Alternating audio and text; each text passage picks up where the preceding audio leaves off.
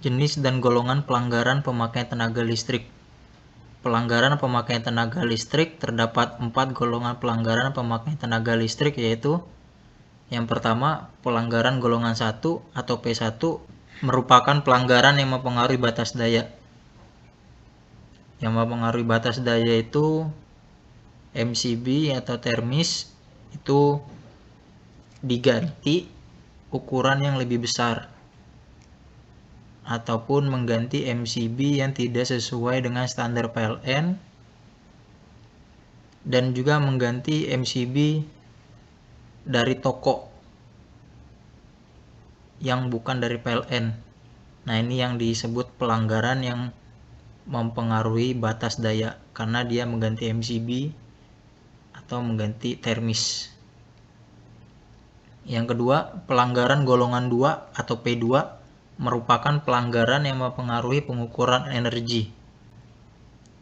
Berarti dia melakukan sambungan atau penambahan kabel di kWh meter. Contohnya dia nambahin kabel atau dia merusak segel, terus juga membuka komponen dalam kWh meter. Tujuannya agar hasil pengukurannya itu tidak sesuai dengan aslinya, atau tujuannya untuk agar lebih irit atau lebih hemat. Jadi diutak-atik kWh meternya. Itu yang mempengaruhi pengukuran energi.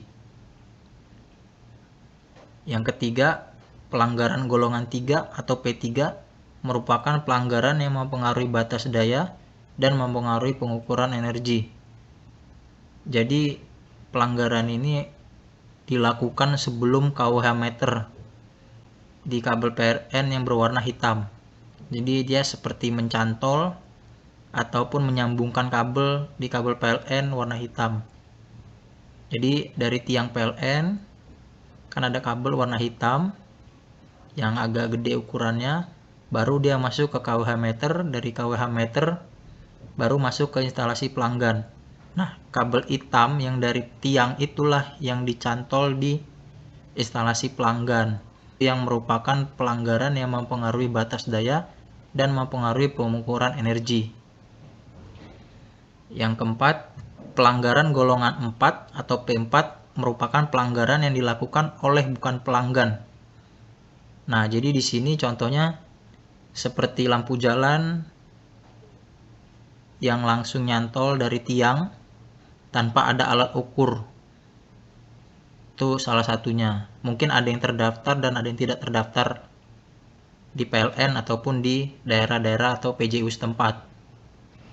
Dan juga untuk pos satpam juga kadang juga ada yang langsung nyambungin dari tiang ke pos satpam, dan juga ada pos ronda juga seperti itu juga, dari tiang ditarik ke pos ronda langsung standby colokan.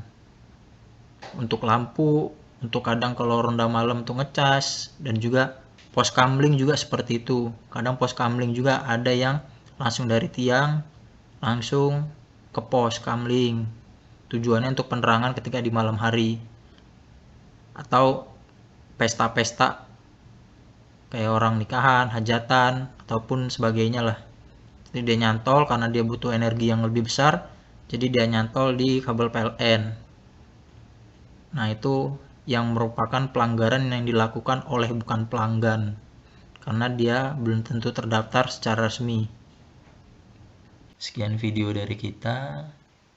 Jangan lupa cek video kita yang lain di Cek Listrik. Semoga berguna dan bermanfaat. Terima kasih.